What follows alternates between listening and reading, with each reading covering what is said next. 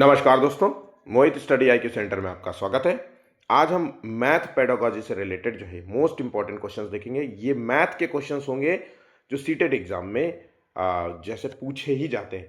ठीक है, जैसे क्वेश्चन सीटेट में आते हैं उन्हीं टॉपिक्स पर बिल्कुल टू द पॉइंट मैं आपको क्वेश्चंस करा रहा हूँ। जिन बच्चों का मैथ वीक है, जो मैथ से डरते हैं, उनके लिए तो ये वीडियो बहुत खास रहेगा। इन क्वेश्चंस को तैयार कर लीजिए। आपको ऐसे बहुत सारे वीडियोस मैंने प्रिपेयर करके दिए हैं। अगर आप उतने वीडियो को भी देख लेते हैं तो यकीनन आप 8 से 9 क्वेश्चंस जो है मैथ के कर पाएंगे। ठीक है, तो आइए एक एक क्वेश्चंस देखते हैं। और वीडियो अच्छा लगे तो प्लीज़ वीडियो को लाइक ज़रूर कीजिएगा। 100 लाइक्स का टारगेट है। शेयर कीजिएगा अपने दोस्तों के साथ ताकि वो भी इस वीडियो का लाभ ले सके। और चैनल को सब्सक्राइब नहीं किया है तो प्लीज़ चैनल को भी सब्सक्राइब कर लीजिएगा। किसी भी क्वेश्चन से रिलेटेड कोई भी इशू हो या कोई ऐसा लगे कि इसका आंसर जो है गलत है तो प्लीज़ जो है आप हमें कमेंट कर सकते हैं। और आप हमें ये भी बता सकते हैं कि सीटेट में आपका कौन सा टॉपिक वीक है, तो मैं उससे रिलेटेड भी आपको नोट्स प्रोवाइड कर दूंगा। ठीक है, तो देखिए पहला क्वेश्चन है, मिनट की सुई 29 सेकंड में कितने डिग्री का कोण बनाती है। अक्सर आपको जो मिनट वाले जो क्वेश्चंस होते हैं ये आपको देखने को मिलेंगे और आपको यहाँ से आपको बहुत सारे क्वेश्चंस देखने को मिलेंगे। तो देखिए ऐसा क्वेश्चन अगर आपको मिल जाए जो कि एक सीटेट का एक सामान्य सा क्वेश्चन है, बहुत ही सिंपल है। देखिए मिनट की सुई 29 सेकंड में कितने, तो पहली बात तो हमको ये पता होना चाहिए कि एक घंटे में कितने डिग्री का कोण होता है। तो एक घंटा जब कवर होता है तो 360 डिग्री का पूरा जो है सुई को घूमना पड़ता है कि नहीं, तभी तो एक घंटा बीतेगा। अब एक घंटे में होता है 60 मिनट। बात यहां पे समझिएगा, एक घंटे में 60 मिनट और 60 इज इक्वल टू 360। अगर हम एक मिनट की हम बात एक मिनट की बात करें तो जीरो जीरो कर दे तो एक मिनट में हम ये कह सकते हैं कि 6 डिग्री का कोण जो है मतलब बनता है। अब यहां पे बोल रहा है मिनट की सुई 29 सेकंड में। ठीक है, तो मिनट की सुई अब यहां पे 29 सेकंड में पूछ रहा है तो मिनट को हम सेकंड में कन्वर्ट कर देते हैं। तो एक मिनट में 60 सेकंड होता है। 60 second equal to 6 degree. Zero zero काट दो, यहां पे 6 लिख दो, तो यहां पे कह सकते हैं 6 से, तो यहां पे हो गया 1/10।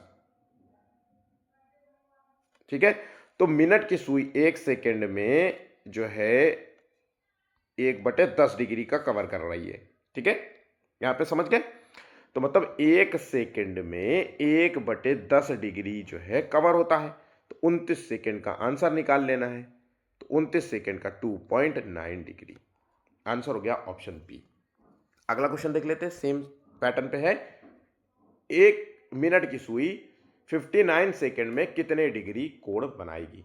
तो यहां पे सेम चीज है। मैंने आपसे कहा कि एक मिनट में जो होता है, इसको ऐसे नहीं, पूरा फिर से डिटेल में सॉल्व करते हैं। एक घंटे में 360 डिग्री, तो 60 मिनट में 360, तो एक मिनट में 6 डिग्री, तो 60 सेकंड में 6 डिग्री, 6 से 6 कट गया, तो यहां पे कह सकते हैं कि एक सेकंड में 1/10 डिग्री। अब यहां पे कह रहा है 59 सेकंड, तो 5.9 डिग्री। यहां पे समझ गए। तो कुल मिला के आप एक फॉर्मूला याद कर लीजिए कि एक सेकंड में जो है 1/10 डिग्री, एक मिनट में 6 डिग्री, ठीक है, और एक घंटे में 360 डिग्री। बस इतना अगर आपने याद रखा है तो आपके क्वेश्चन सॉल्व हो जाएंगे। ठीक है, अगला क्वेश्चन है, 8:32 पर घड़ी की सुई, दोनों सुइयों का के बीच का जो है कोण निकालना है। ये क्वेश्चन भी आपसे पूछा जाता है सीटेट के एग्जाम में। बिल्कुल शॉर्ट ट्रिक से क्वेश्चंस को सॉल्व करेंगे। घंटे की सुई, मिनट की सुई। घंटे की सुई में कुछ नहीं करना है, 30 डिग्री से कोण मल्टीप्लाई कर दीजिए और मिनट की सुई में 11/2 से मल्टीप्लाई कर दीजिए। बस 8 तिरका 24, 240 डिग्री, और यहाँ पे 16 दुनाई 32, 16 इंटू 11 हो गया 308 डिग्री। इन दोनों के बीच का जो अंतर है वही आंसर निकलेगा। तो अगर आप इन दोनों के बीच का अंतर देखें तो 68 डिग्री आंसर निकलता है। देखिए कहां पे है, आंसर हो गया ऑप्शन ए। ठीक, अब देखिए अगला क्वेश्चन, दी गई आकृति में अधिकतम कितने त्रिभुज होंगे, ट्रायंगल होंगे। आपको अगर इस तरीके का क्वेश्चन मिल जाए जिसका बेस क्लियर हो ऐसे, है ना, और ये एक ट्रायंगल इस तरीके से बना रहा हो, तो आप कुछ नहीं करना है, वन, यहां पे एक वन है, यहां पे टू है, और इन दोनों को जोड़ दीजिए तो ये हो गया थ्री। सेम चीज यहां पे भी बन रहा है, ठीक है, देखिए यहां पे भी बन रहा है, तो यहां पे भी वन और टू है, तो यहां पे भी थ्री हो जाएगा, जोड़ देना है हमको। तो यहां पे 3 + 3 हो गया 6, और एक ट्रायंगल ये बन रहा है और एक ट्रायंगल ये बन रहा है, तो यहां पे एक और एक और बन गया, तो 8 टोटल ट्रायंगल बनेंगे। आपको कुछ नहीं करना है, जहां पे बेस नजर आ रहा है, अगर देखिए ये देखिए एक बेस है, तो ये 1 + 2 हो गया, 3 हो गया। उसके बाद ये देखिए आपसे बन रहा है, तो 1 + 2 हो गया, ये भी 3 हो गया, और एक यहां पे बनता हुआ नजर आ रहा है, ठीक है। तो ये इस तरीके से कुछ आंसर, तो यहाँ पे एक और एक ये, तो 3 + 3 और 6 हो गया, 7 और 8, आंसर हो गया ऑप्शन बी, ठीक है। संख्या m को 7 से विभाजित करने पर शेषफल 6 बचता है। m के वर्ग को 7 से विभाजित करने पर कितना शेषफल बचेगा। बहुत ही कॉमन सा क्वेश्चन है और बहुत पूछा गया क्वेश्चन है, ठीक है। अब देखिए, ध्यान रखिएगा, क्या कह रहा है, m को 7 से विभाजित करने पर हमें 6 बचता है, 6 बचता है, वो है शेषफल। यहां पे जो शेषफल की वैल्यू है उसी को हम m की वैल्यू ले लेंगे, ट्रिक्स है। अब यहां पे देखिए आपने m की वैल्यू ले ली, ठीक। अब कह रहा है कि m के वर्ग को 7 से विभाजित करने पर कितना बचेगा, m के वर्ग को 7 से विभाजित करने पर कितना बच रहा है। तो मैंने यहां पे m की वैल्यू 6 ली है, तो 6 का स्क्वायर कर देंगे 36/7, तो 7 का 7 पना 35, मतलब यहां पे एक शेषफल बचेगा। भाई 7 से भाग करोगे जब 36 का, तो 7 पना 35, तब यहां पर एक ही तो बचेगा, तो यहां पे इसी का वो आंसर हो गया, यहां पे आंसर हो गया ए, ठीक। नेक्स्ट क्वेश्चन देख लेते हैं। जब पूर्णांक n को 6 से विभाजित किया जाता है तो शेषफल 6 बचता है। तो सिर्फ सिंपल सा है कि n की वैल्यू यहां पे 6 हो गई। अब बोल रहा है कि 9n को 6 से विभाजित करने पर क्या बचेगा। तो भैया यहां पे n की वैल्यू 6 है, तो 9 × 6, 9 × 6 बटे जो है, सॉरी माफ करना, 9 × 5, 9 × 5। छठवां क्वेश्चन है, नेक्स्ट क्वेश्चन, जब पूर्णांक n को 6 से विभाजित किया जाता है तो शेषफल, n को 6 से विभाजित किया जाता है तो शेषफल जो है 5 बचता है। अब कह रहा है 9n को 6 से विभाजित करने पर क्या बचेगा। तो भैया मैंने आपसे कहा कि यहाँ पे जो n की वैल्यू है वही 5 हो जाएगी, वही शेषफल की वैल्यू हो जाएगी। तो 9 × 5/6, 3 दूनाई 3, 3 तिरका 9, 3 दूनाई 6, तिहाई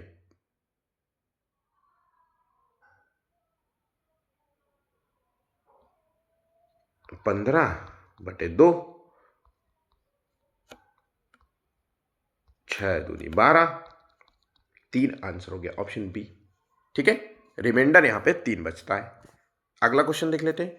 दो वस्तुओं का क्रय मूल्य 3:7 है। यदि पहली को 14% का लाभ होता है, दूसरी को 11% की हानि होती है, तो हमें कुल लाभ या हानि ज्ञात करना है, ठीक है, मतलब लाभ और हानि का प्रतिशत ज्ञात करना है। इस तरीके के क्वेश्चन को हम शॉर्ट ट्रिक से करेंगे। हर क्वेश्चन को हम यहाँ पे शॉर्ट ट्रिक से ही करेंगे। अब देखिए यहाँ पे दो वस्तुएं दी गई थी, तो हम यहाँ पे 2 दे देते हैं, ठीक है। और हमें टोटल पे पूछ रहा है कि टोटल पे क्या होगा, लाभ होगा, हानि होगा, कितने % का होगा, ठीक। अब देखिए एक वस्तु का जो कॉस्ट मूल था वो 3 था, हमने यही ले लिया कि वो कॉस्ट मूल 3 है। इसमें 14% का लाभ हो रहा है, तो भैया हम 14% का लाभ देख लेंगे। लाभ हो रहा है इसका मतलब हम यहाँ पे जोड़ लिखेंगे, क्या लिखेंगे, जोड़। अब अगले वाली संख्या जो कि 7 है और इसमें 11 की हानि हो रही, तो मतलब हम उसको संख्या को घटा देंगे। अब यहाँ पे टोटल क्या है, तो टोटल भैया टोटल मूल्य है 7 + 3 10। अब 10 पर क्या हमें होगा, मतलब लाभ होगी, हानि होगी, क्या होगा, ये सब हम x से निकालें, हमें x की ही वैल्यू निकालना है। यहां तक समझ गए? तो 14 तिरिका होता है 42, यहां पे हो गया 77, इसको 10x ले लिया। यहां तक तो सबका। अब यहां पे जब हम -77 से 42 को घटाते हैं तो -35 आता है। अब 35 -35 बटे 10x, तो x की वैल्यू जो है 3.5 आएगी। चूंकि माइनस दिया गया है तो इसका मतलब है 3.5% की हानि होगी। आंसर हो गया ऑप्शन ए। यहां पे लॉस दिखा रहा है। ठीक है, अगला क्वेश्चन देखिए। इस तरीके का अगर कोई क्वेश्चन आपको देखने को मिले तो ए और बी का क्या होगा। कई बार बच्चे इसको बड़ा ट्रिकी से सॉल्व करने की कोशिश करते हैं और थोड़ा सा समय भी वेस्ट हो जाता है। हालांकि बहुत सिंपल है, मैं इसका सिर्फ सिंपल सा तरीका देता हूं। आपको कुछ नहीं करना है, जब आपको ए की वैल्यू निकालनी है तो ए की वैल्यू हाइड कर दीजिए। जब आपको ए की वैल्यू निकालनी है तो उस वैल्यू को हाइड कर दीजिए। तो अब यहां पे बची बी और सी, तो मल्टीप्लाई कर लीजिए। 5 तिहाई 15, मतलब यहां पे जो संख्या है वो 5 तिहाई 15 हो गई।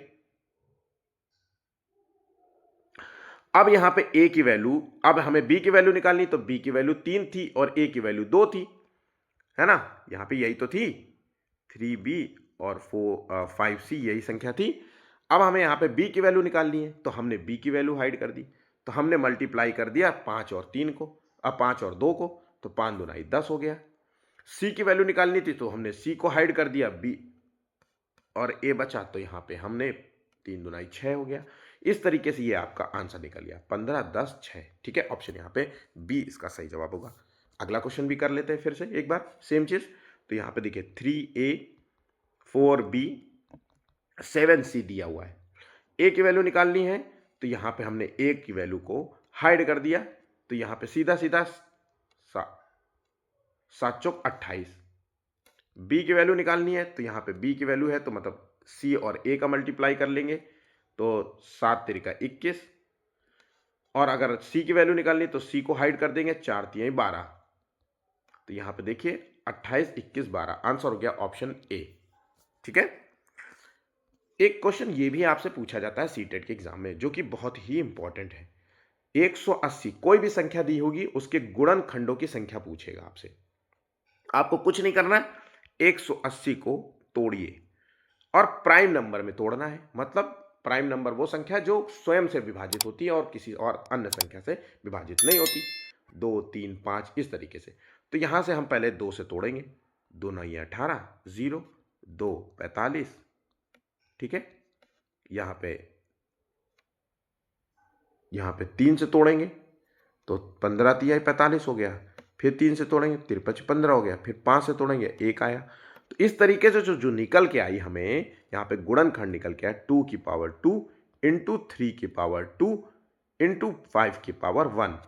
अब जो पावर संख्या दी है जस्ट उसके आगे की पावर को नोट कर देना। पावर 2 दिया था तो 3 लिख देंगे, 2 दिया था तो 3 लिख देंगे, 1 दिया था तो 2 लिख देंगे, 0 देगा तो 1 लिख देंगे।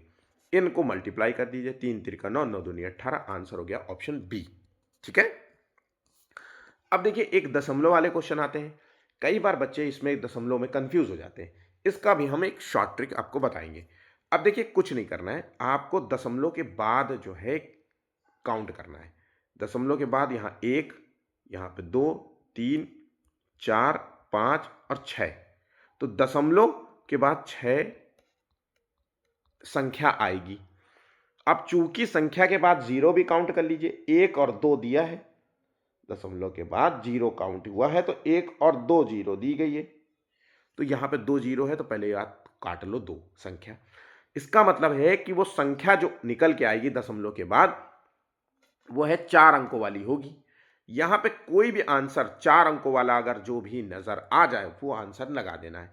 आंसर हो गया ऑप्शन बी। कुछ नहीं करना है, अब आपको सिर्फ मल्टीप्लाई करना है, 5 इंटू 5 इंटू 5 इंटू 5। इसका जब मल्टीप्लाई आप करोगे तो आपको सीधा सीधा 3125 आंसर निकल के आएगा और यही आपको 3125 यहां पे नोट कर देना है। ठीक है, एक और बार 5 है शायद, है ना। बात यहां समझ गए। चलिए सेम चीज दशमलव के बाद संख्या जोड़ लीजिए, 1 2 3 4 5 6, 6 है तो 6 0 लगा दो दशमलव के बाद। अब यहाँ पे एक जो है जीरो दिया था तो हम एक को काट देंगे। इसका मतलब है कि दशमलव के बाद 1 2 3 4 5 अंकों वाली संख्या होनी चाहिए। तो दशमलव के बाद 5 वाली यहाँ इसमें 4 है। इसमें देखिए 2 2 4 1 5 यहाँ पे 5 दिया गया है।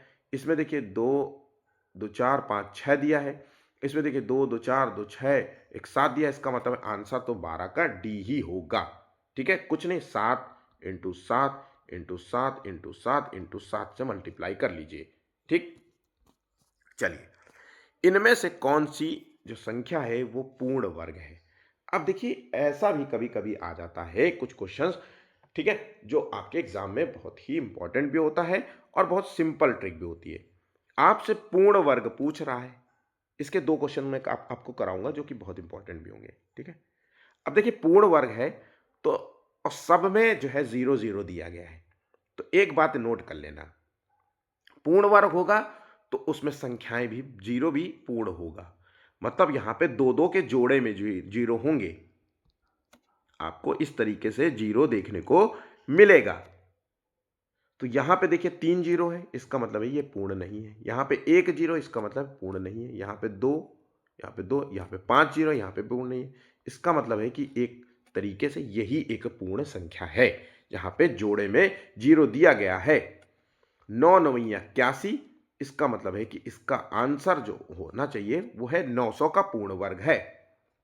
900 का पूर्ण वर्ग ही है 81, जो है 8,10,000। ठीक है,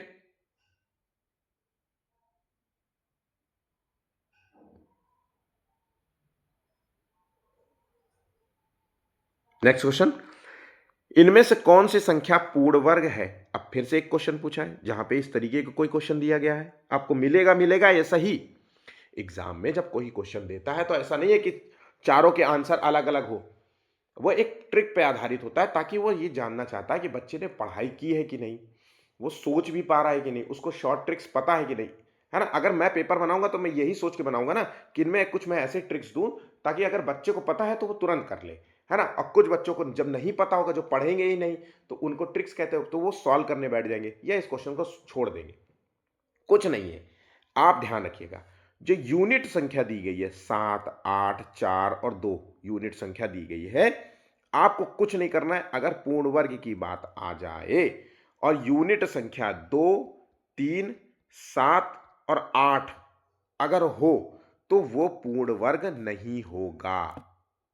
तो इसका मतलब है कि यहां पे 7 दिया गया है, यहां पे 8 दिया गया है, यहां पे 2 दिया गया है, यहां पे यूनिट वर्ग 4 दिया गया है। इसका मतलब है कि यही जो है संख्या यूनिट वर्ग पूर्ण वर्ग होगा।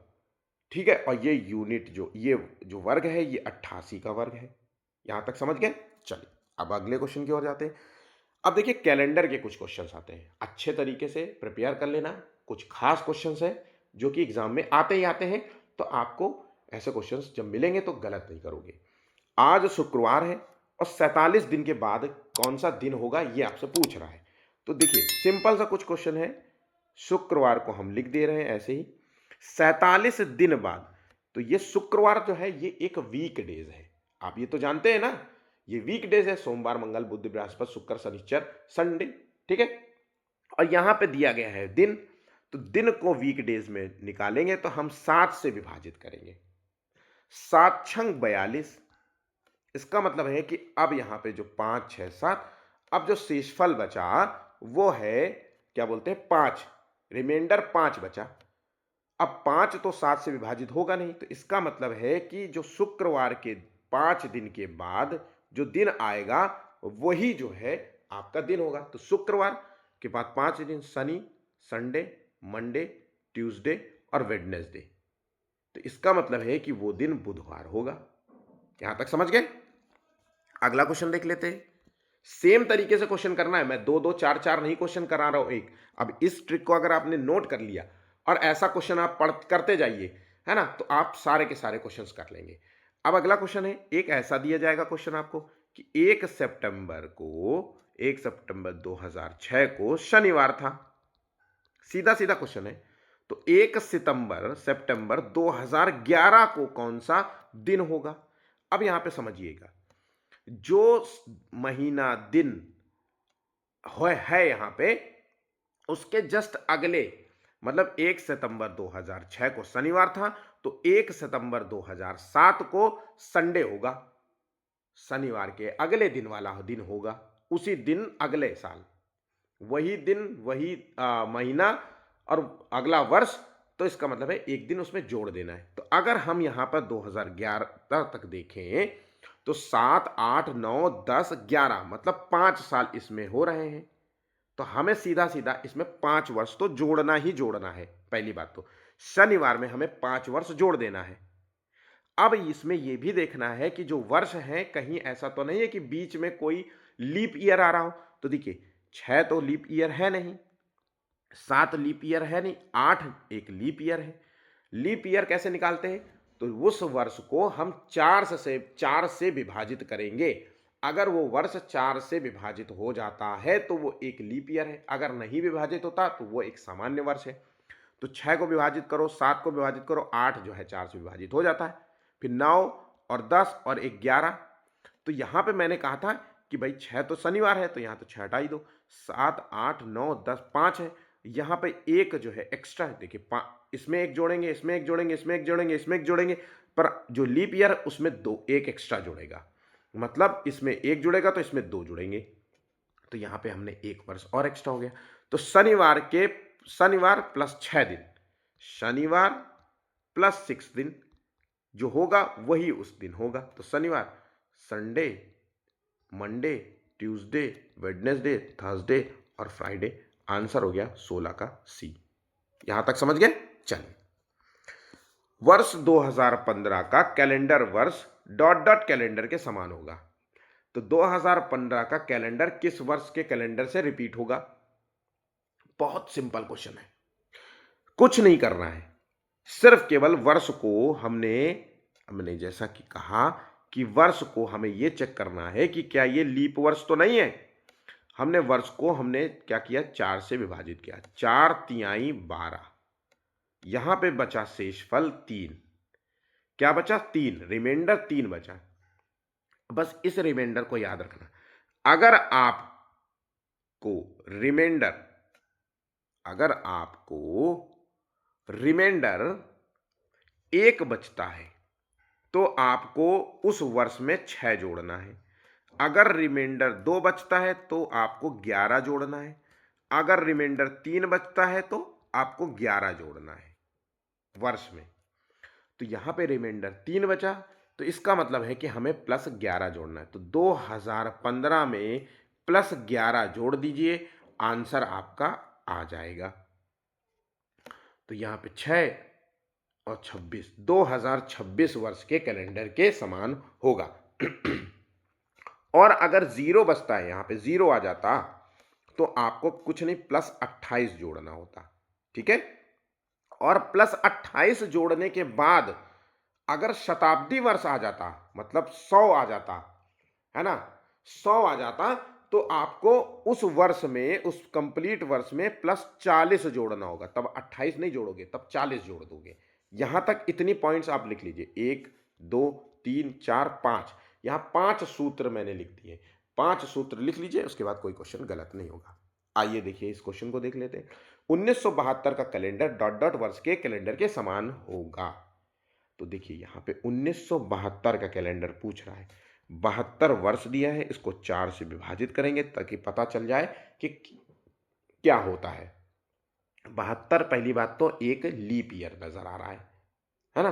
तो देखिए 4 दुनाई 6, 1, 4 तिहाई 12, इस तरीके से करा तो हमने देखा कि यहाँ पे 0 शेषफल आ रहा है। इसका मतलब है कि ये एक लीप ईयर होगा।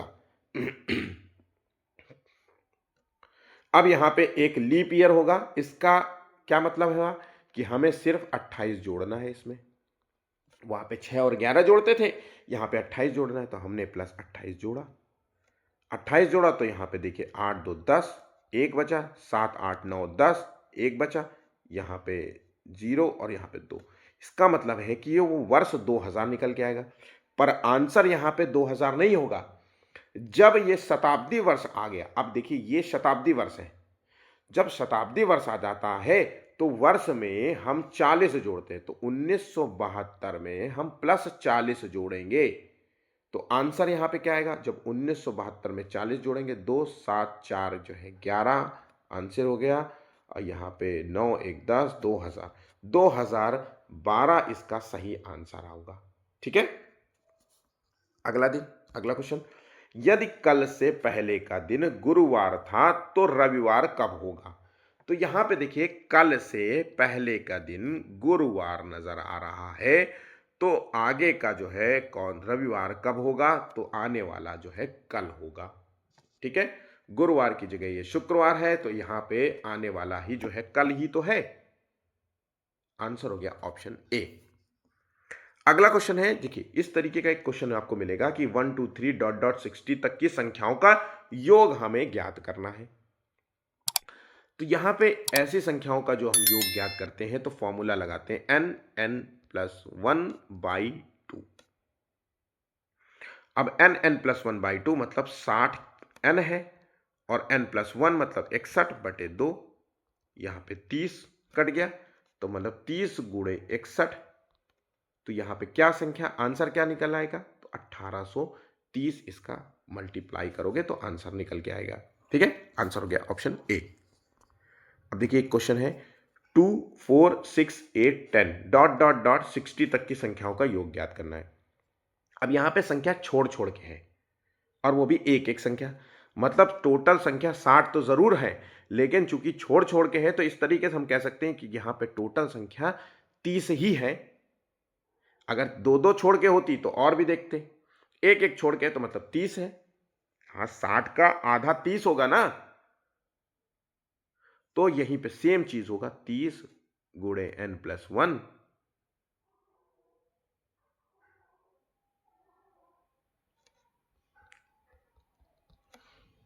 अरे 30 गुणे 31, बस यहां पे बटे 2 नहीं करेंगे, तो यहां पे 900, ये इसका आंसर जो निकल के आएगा वो है 930। बात यहां पे समझ गए। चलिए, किसी संख्या के 80% में 60 जोड़ने पर परिणाम वही संख्या होगी, तो संख्या ज्ञात कीजिए। अब बहुत सिंपल सा है, कह रहा है किसी संख्या के 80% पर 60 जोड़ने पर परिणाम वही होगी, परिणाम वही संख्या होगी, तो संख्या परिणाम कौन सी हो सकती है भाई, हम वो संख्या को हम मान लेते हैं 100। तो 80 जोड़ने पर संख्या थी 100, तो यहां पे जो दोनों के बीच का जो अंतर है वो है +20। तो भैया कुछ नहीं करना है, x into 20/100 is equal to 60 जोड़ने पर बोल रहा है, तो यहाँ पे +60 हो गया। यहाँ पे इस जीरो को यहाँ पे सरका दो, जीरो को यहाँ पे काट दो, 2 3 6 300, यहाँ पे आंसर हो गया 300, काट पीट के कर लेना। ठीक है, नेक्स्ट, फिर से आ गया वैसे क्वेश्चन।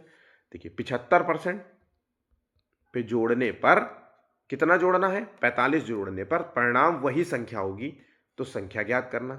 तो किसी संख्या पे 75% पर परिणाम वही संख्या होगी, यही संख्या होगी, तो भैया हम इसको 100 मान लेते हैं। इनके बीच का अंतर 25% है। ठीक है, तो x into 25/100 is equal to संख्या क्या है, तो यहाँ पे संख्या ज्ञात करनी है, तो यहाँ पे 45 था तो यहाँ पे +45 कर लेंगे। फिर से वही चीज करते हैं, 100/25, 25 या 75, 25 चौको 100, 4 पंचे 20, 4 चौको 16, 18, 180 आंसर यहाँ पे निकल आया।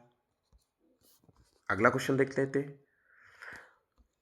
यदि एक टीचर गणित की कक्षा में छात्रों को पहले समस्या स्वयं गढ़ने, फिर उसे हल करने और अंत में अपने समाधान का तर्क देने के लिए प्रेरित करता है, तो यह किस पेडागोजिकल दृष्टिकोण को दर्शाता है।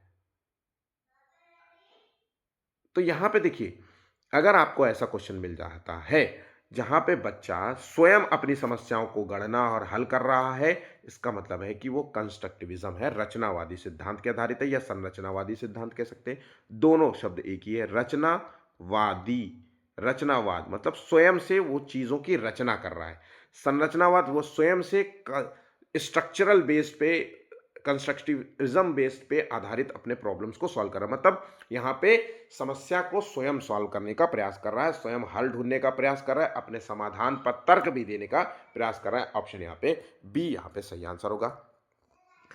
गणित शिक्षण में गलतियों का विश्लेषण करना, जिसे कहेंगे हम एरर एनालिसिस, मुख्यतः किस उद्देश्य की पूर्ति करता है?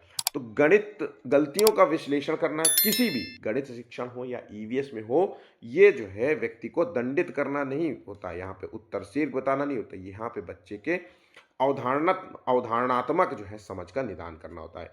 ऑप्शन यहाँ पे बी सही जवाब है। उस बच्चे की जो है गलतियों को समझना होगा, उसकी गलतियों को जो है पॉइंट वाइज नोट करो कि किन किन पॉइंट्स पे इसको गलतियां कर रहा है ना। तो उसकी अवधारणात्मक हम समझ पाएंगे कि वो समझ क्या रहा है, उस कॉन्सेप्ट को कैसा समझ रहा है, और फिर हम उसी का निदान करेंगे। ठीक है, यहाँ पे समझ गए। चलिए, यदि एक छात्र भिन्नों की तुलना करते समय केवल अंश को देखकर निर्णय लेता है, तो वह किस प्रकार की सीखने की कठिनाई को दर्शाता है? तो यहाँ पे प्रक्रियात्मक त्रुटि, भाषिक त्रुटि, आंशिक जो है अवधारणात्मक भ्रांति और स्मृति दोष। तो यहाँ पे 26वें का आंसर क्या होगा? देखिए, इसका सही आंसर है ऑप्शन यहाँ पे सी, इसका सही जवाब होगा। बहुत ही इंपॉर्टेंट क्वेश्चन है, अच्छे से ध्यान रखिएगा इस क्वेश्चन का आंसर। निम्नलिखित में से कौन सा कथन जो है गणितीय तर्क और प्रमाण के शिक्षण के लिए सर्वाधिक उपयुक्त है? तो गणितीय तर्क और प्रमाण के लिए उपयुक्त बताया जा रहा है, तो रटवाना तो हो नहीं सकता, ज्यादा से ज्यादा उदाहरण हल करवाना कि मतलब क्वेश्चन पे क्वेश्चन दिए जाओ तो बच्चा उससे गणितीय तर्क विकसित होगा नहीं। छात्रों को अनुमान लगाने देना, स्वयं से हल करने देना, तर्क करने देना, उसके तर्क पर फिर प्रतितर्क के अवसर देना। आंसर हो गया ऑप्शन सी, यहाँ पे सही जवाब होगा। इसी से एक बच्चे का जो है कॉग्निटिव डेवलपमेंट होता है, गणितीय अवधारणाएं सीखता है, यहां तक कि मूर्त और अमूर्त सब तरीके का ज्ञान उसे मिलता है। तो यहाँ पे तर्क बहुत जरूरी है, अनुमान लगाने मौका दीजिए बच्चे को, ये इस तरीके का कॉन्सेप्ट बहुत सीखा खिलाया करिए। जैसे बहुत सारी चीजें हों, उससे अनुमान लगाने के लिए बोलिए कि ये बताओ मुझे इसमें कितनी सारी टॉफियां होंगी, तो वो अंदाजा लगाएगा, या रख दो काउंट करके बताओ कितनी होंगी, ऐसे। ठीक है, चलो, गणित शिक्षण में ओपन एंडेड जो प्रश्न होते हैं इनका लाभ क्या होता है? ओपन एंडेड प्रश्न मतलब अपसारी प्रश्न, अपसारी प्रश्न कह लीजिए, अपसारी चिंतन, ऐसे क्वेश्चंस पे हम जब चिंतन करते हैं तो उसे अपसारी चिंतन कहते हैं। तो दो तरीके के होते हैं क्वेश्चन इसमें, अपसारी प्रश्न और अभिसारी प्रश्न। तो ओपन एंडेड या क्लोज्ड एंडेड हो, ओपन एंडेड जब शब्द लिखा हो तो इसमें क्या होता है, उच्च स्तरीय चिंतन को प्रोत्साहन और विविध का लाभ होता है, विविध समाधान। इसमें क्या होता है कि टीचर या कोई भी व्यक्ति एक प्रश्न पूछता है, उसके बच्चा जो है कई उत्तर जो है संभावित उत्तरों को देता है। ठीक है, जैसे 15 का विभाजित कीजिए तो तिरपच 15 भी होता है, पांतियां 15 भी होता है ना, ये ऐसा होता है ना, और 15 इंटू 1 भी होता है। तो इस तरीके से देखिए इसके कई उत्तर संभावित उत्तर दिए गए हैं कि नहीं। तो बस ऐसे ही यहाँ पे क्वेश्चन किया जा रहा है। अगर क्लोज्ड वाला होता तो उसके सिर्फ एक होता, जैसे इस प्रश्न का उत्तर जो है एक ही, ऑप्शन डी, ये एक क्लोज्ड जो है इंडेड क्वेश्चन है। नेक्स्ट क्वेश्चन है, यदि एक छात्र सूत्र को याद कर लेता है लेकिन उसे नई स्थिति में लागू नहीं कर पाता, तो वो किस प्रकार का अधिगम को दर्शाता है? वहां पे रट्टू तोता वाला है, तो रट्टू तोता है और किसी स्थिति में लागू नहीं कर रहा है, तो इसका मतलब है अर्थपूर्ण अधिगम नहीं होगा, स्थानांतरण अधिगम नहीं होगा, खोज आधारित, यहां इसको कहेंगे यांत्रिक अधिगम। ठीक है, उसको वो लागू नहीं कर पा रहा है तो इसे हम यांत्रिक अधिगम नाम देंगे। आंसर हो गया ऑप्शन ए। अगला क्वेश्चन है, गणित में फॉर्मेटिव असेसमेंट का मुख्य उद्देश्य क्या होता है? तो जो फॉर्मेटिव असेसमेंट होता है वो बच्चे में सुधार लाना होता है। आंसर यहाँ पे सुधार है, देखिए ग्रेड, तुलना और समाप्त, यहाँ पे आंसर हो गया ऑप्शन सी, इसका सही आंसर है शिक्षण अधिगम प्रक्रिया में सुधार लाना होता है। तो सीटेड एग्जाम में कुछ इसी प्रकार से एग्जाम में क्वेश्चन देखने को मिलते हैं। पेपर 1 और पेपर 2 दोनों के लिए जो है ये था क्वेश्चंस, आप अच्छे तरीके से उसको प्रिपेयर कर लीजिएगा। वीडियो के आखिर में, अंत में आपको जो है पेडागोजी से रिलेटेड भी और भी बहुत सारे क्वेश्चंस देखने को मिलेंगे, मतलब लिंक मिलेगा, उसको आप जरूर से जरूर सॉल्व करिएगा। ठीक है, वीडियो अच्छा लगा हो तो प्लीज लाइक जरूर करना, शेयर जरूर करना, सब्सक्राइब जरूर कर लीजिएगा। ठीक है, आज के लिए बस इतना ही, धन्यवाद। मेरा नाम मोहित चक्रवेश है।